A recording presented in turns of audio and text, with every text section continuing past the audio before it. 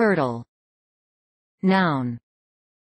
An artificial barrier, variously constructed, over which athletes or horses jump in a race.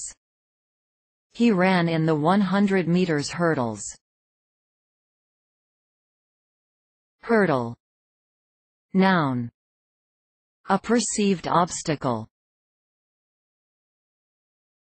Hurdle. Noun.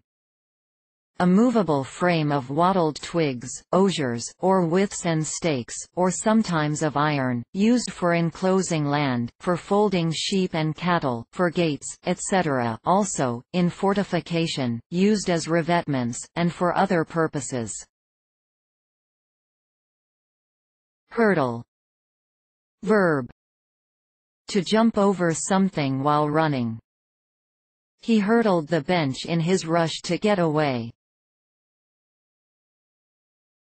Hurdle. Verb. To compete in the track and field events of hurdles, e.g. high hurdles. Hurdle. Verb. To overcome an obstacle. Hurdle. Verb. To hedge, cover, make, or enclose with hurdles. Reference.